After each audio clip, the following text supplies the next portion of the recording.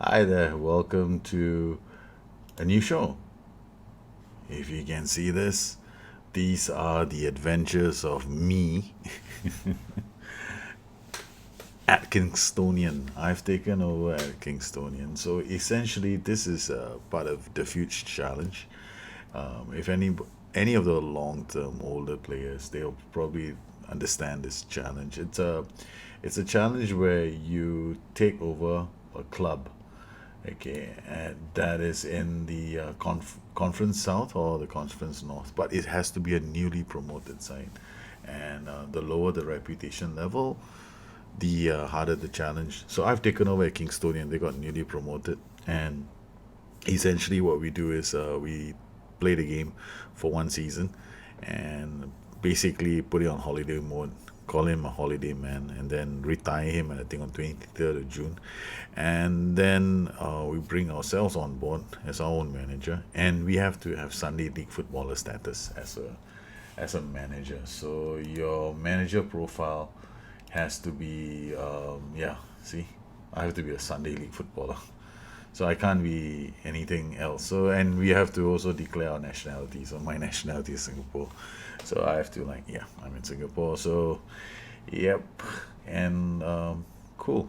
It's fun. I love this challenge. I've always loved the challenge. It's one of those great challenges that I have enjoyed in this game over the years. If anyone is familiar with my Stafford challenge, that was one of those. And I done a small story on addicted2fm.com. I think it started off with have you heard the news today? And the second blog post was the cannabis farm. Essentially, we're following the story of three boys who are part of the team. So basically, I turned the story into the story of Harry Taylor. Okay, the how he gets into the team, I haven't revealed it. It'll be in the third blog post. Then we got the story of Emmet O Connor. Okay, all these boys were scouted by. I didn't scout them actually. You're not allowed. I mean, you are allowed to scout, but you can't scout because you got no scouts at the start of the game. So I had a trial day, and I invited, like, if you read the blog post, it'll tell you I invited 400 people for the trial, and that was true. 400 blokes showed up for the trial, and the story of Emmet O'Connor, um, Harry Taylor, and one more player, Rory Williams. So these are the stories of three lads from Surbiton. I'm assuming they're from Surbiton. I made the story up, and how all three of them meet at the King's Meadow to try out for the team, and so essentially in this challenge, what you need to do is you don't get the best players, so you need to go out. You need to go and go to your board and tell them, hey, either you have a trial day, and chances are the board is going to. My board turned around and told me go fly a kite. We got no money for trial day, so I had to, like, okay, so how do I get past this one? So I went and basically sent my story, I sent a gangly Mrs. Robinson down the road to go and talk to all the boys and invite them for trial day. And in the end, we had so many boys showing up for trial. And from the trial, I will pick players up, and from there, I will decide who's going to join the club. Now, Michael Murray has actually got a very, very well written guide to playing these kind of challenges on the community SI forums, the under the challenges, and it's very easy to understand. So essentially, when I got here, the first thing I had to do, and this is the first thing I did. The first thing I did was I went to finances because that's the most important thing. I went to my wages. I needed to find out what my wage budget was. Okay, and I had to go in, like, okay, what's my current wage total? Right now, my current wage total, committed wage total, is 6,285. My current wage budget is 5,699 per week. So I'm running at a loss, and I got to find ways and means of cutting this down. I've done a leads. Okay, basically I've gone in and I've done a leads. I've spent, and I want to get the players in. The good thing about this is the bite is only usually for one season, and some of these players you can just terminate their contracts without loss, and these are generally the ones you will find in your under 21s. Like here, I'm gonna, like, some of these players, they're not good enough for my main team. Like George Wells, he might have pace and acceleration, but I will be going through my players and deciding, okay, some of these players, they're not going to be playing for me.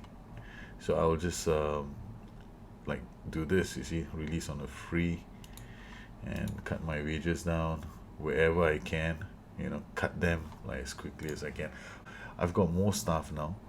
Staff wages have this my staff wages are going to go up. They already last month is 10,000 already for last this season is already 14,000. Last season we don't have numbers for that because I wasn't around, but I dare say I'll tell you this much. I didn't have many. My staff was a small group. See, there was only one, two.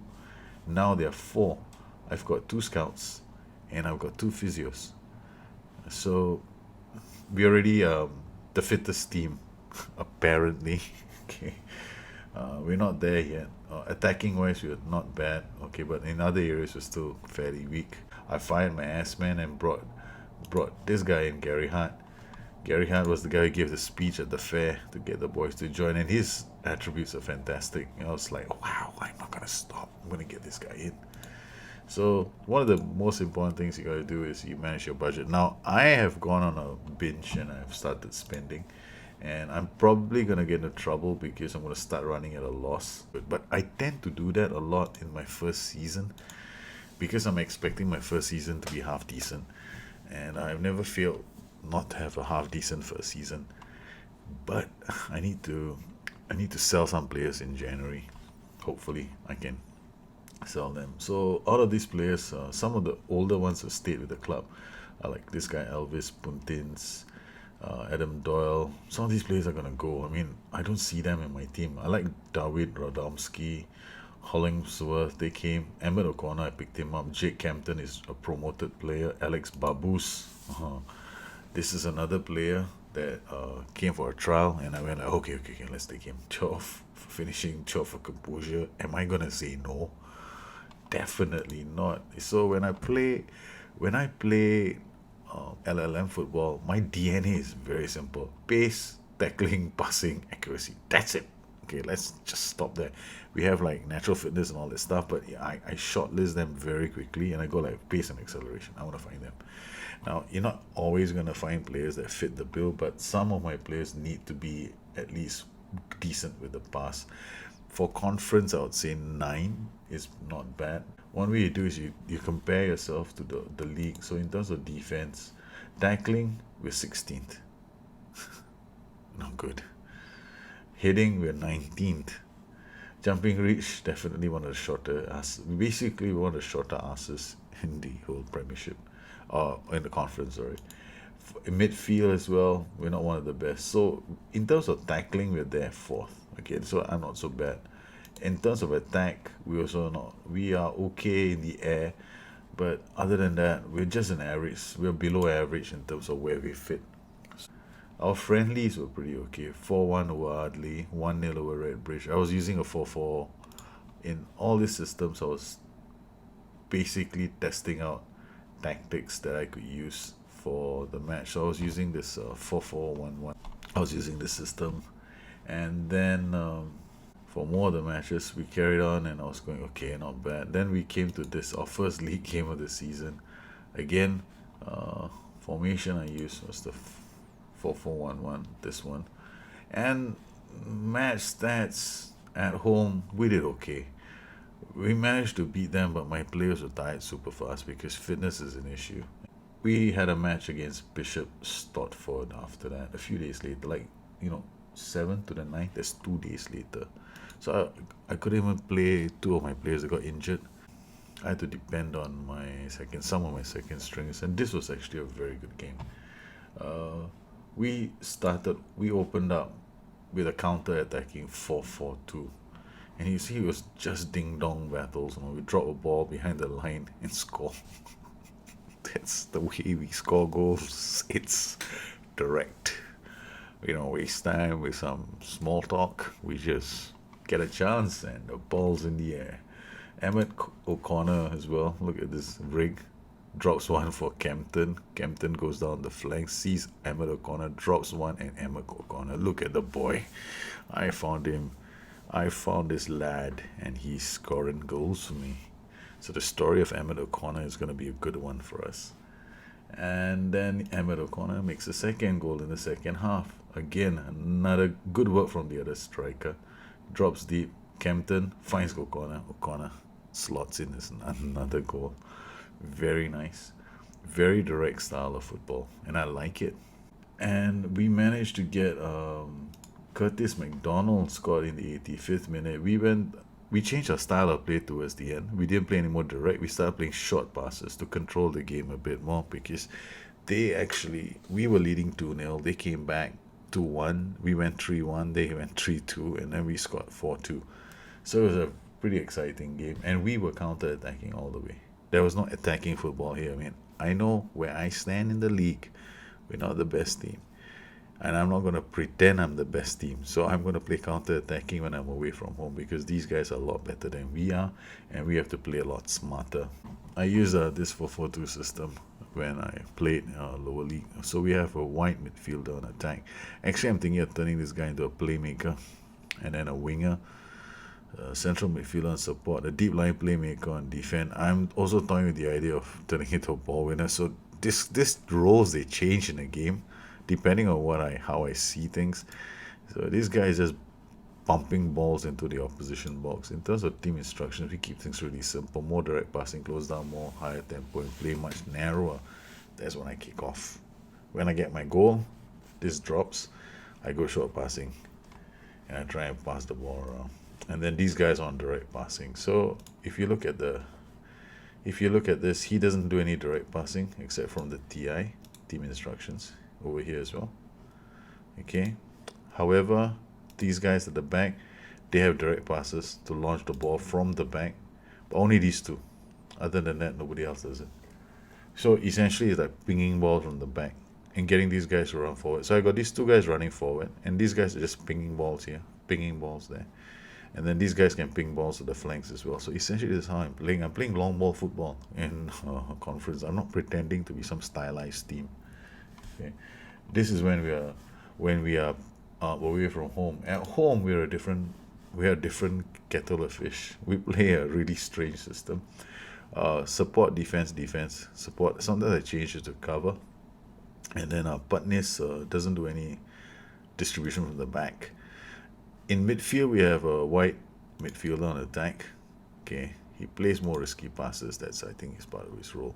And we have a ball-winning midfielder on support and a central midfielder on attack, and another guy on attack, and one deep defensive forward and support. So that's how I play in at home. It's an attacking fluid system. So at home I play attacking fluid. Away from home I play this system, and I'm thinking of toying with playing Defiant as well. So, but I haven't really. My Defiant is a bit of a variation as well for conference. I'm not gonna play him as a playmaker here. I'm gonna make it more like a 4-5-1. But I haven't come to this system yet. So essentially, that's what we've been doing. This system does look a bit strange because it's the ball winning midfielder and support. I'm not entirely convinced this is the smartest thing to do, but I don't want him to be too close to my defensive line when I'm attacking. I want more numbers in midfield to create more of a havoc. So far, it seems to be working okay. But I'm always looking to this player, and I've had occasion where I have actually changed him to a central midfielder on support. Or I because this guy has got closed down much more, and he can't do anything about this PIs. So he's maxed out. Sometimes I don't really like that. So I don't as long as I don't see him leaving his zone too much. But the moment I see him like lose control and he goes completely AWOL, then yeah. But having him as a ball winning midfielder on support does allow Radomski to bomb forward whenever he wants to. But still, this formation is I'm still working on it as each game progresses. I, it should be interesting because I love LLM that way. Well, these are the adventures in the Kingstonian Diaries. My updates may not be as frequent as the Torino Diaries, but if there's enough of an interest, I might just do a few more walkthroughs of actual matches that are being played just to show you what I do during a match. And if you're keen on it, please let me know. If you've enjoyed this really short introduction to the Kingstonian Diaries, please like and subscribe to the show. Let me know what you think. And if you want me to carry on, I will carry on. Alternatively, I just take this game, play it on a laptop when I'm traveling, and it just be my personal love affair with Kingstonian, and I'll keep that personal. And let me know what you think. You know where to find me. You can always drop me a note at Twitter at BusterNet, or you can find me at addicted2fm.com, my website. And I'll catch you guys again soon on the Torino Diaries or something else. Bye bye.